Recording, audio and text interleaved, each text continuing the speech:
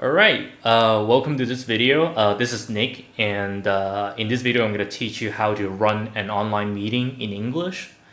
So, first thing first, I have everything written down here. You can take a look. So, basically, I split the meeting into three parts: the opening, and the discussion, and finally question and conclusion. So let me go through once, and I'm gonna give you a demo. Okay.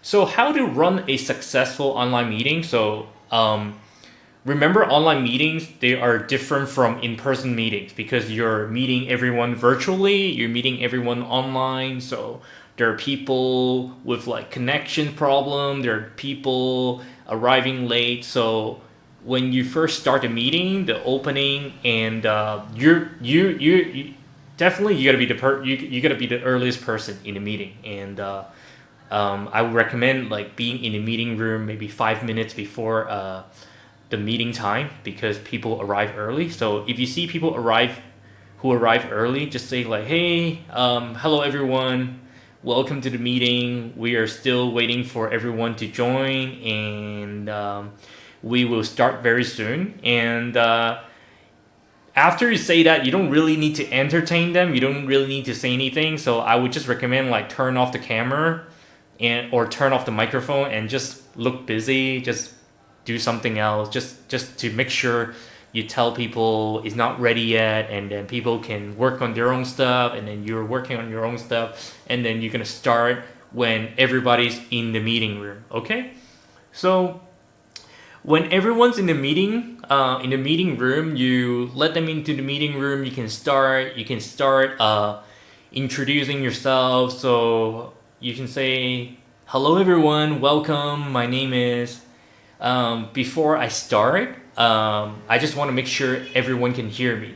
So this is very, very important because you're running an online meeting, and you can hear yourself, you can see yourself, but you never know if people can actually hear you. So you can say like, "Okay, I just want to make sure everyone can hear me. Can everyone say hello, or can everyone just turn on your camera and wave, just to make sure like people can hear you?" And if people are not hearing you or anything technical, you can just say like, "Hey, try to turn off your camera and turn on your camera again. Try to turn off your microphone. Make sure your microphone it's receiving the voice from the right source, because sometimes I don't know what software you use. They might be picking up the sound from their phone, from the monitor. If you have like an external monitor, it happens to me a lot. Actually, the microphone is picking up the sound from the built-in microphone from the monitor. So that's something they can work on. They can change, and then you make sure everyone's in the meeting, and then if everyone's ready, you can be like, "Okay, looks like everyone's here. We can get started." Okay, when you get started, and then okay, you can be like, "Okay, I would like to propose the following items." So there's like item number one, item number two, item number three. I'm not gonna go through this because this is something that is uh, it's different for every meeting. But how I would like to run a meeting is like I have everything like itemized, like number one, item number two, and item number three, and so just to be very clear, have everything in bullet points, and make sure your clients understand what you're saying. Okay, and so after you finish, you can be like, "So these are the three items we propose." Okay, these are the three main changes to the original scope. Okay, three items. So if you're a Spanish speaker, just remember this one is item. Okay. I hear a lot of students, they say item. Okay, in English we say item. Okay, items. Okay, so these are the three items we propose. Okay, and when you finish talking about the main discussion, the main items that you're going to discuss, they're question and conclusions. Okay, so you end the meeting by asking people questions just to make sure people understand what you're talking about. Okay, so if you have any questions, I'm happy to answer them. And then if someone asks you something you don't know, okay, don't try to like uh, try to answer even if you don't know the question. Just tell them you don't know. Like it's not the end of the world. Like sometimes we don't know about things. So you can say, I'm afraid to say that I don't have an answer to your question at this moment. So let me check with my boss and my team and I will get back to you shortly.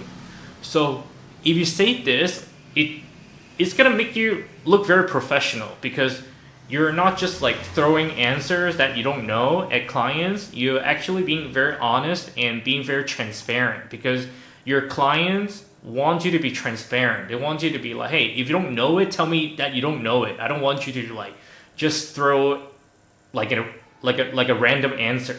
Like we want to know like the correct answer. So you say once again, I'm sorry, or you don't have to apologize. You just say like, hey, I'm afraid. I'm afraid to say that I don't have an answer to your question at this moment. So let me check with my boss and my team, and I will get back to you shortly.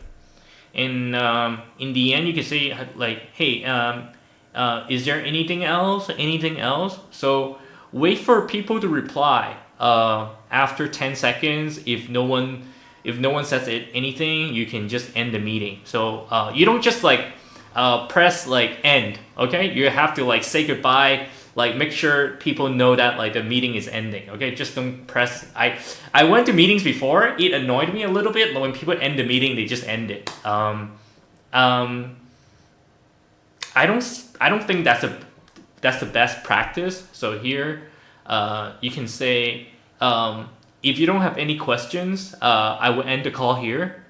Thank you for your time. If you have any questions later, please feel free to email me. I always say this because some people, I don't know if they're shy or they're unsure. They have questions in their head, but they don't want to ask you. So make sure you leave it open by saying like, oh, if you have any questions later, email me. Get back to me.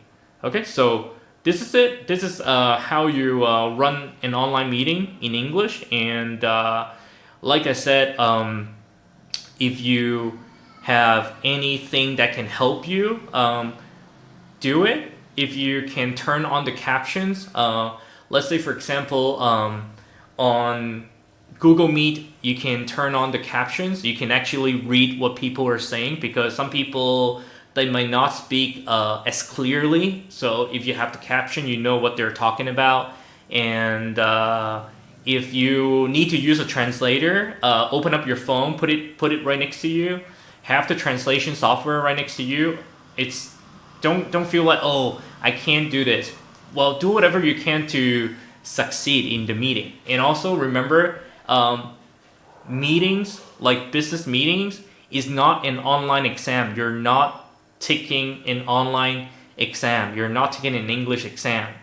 If you don't have the best grammar, if you mess up your grammar, or maybe you make some mistakes, that's okay.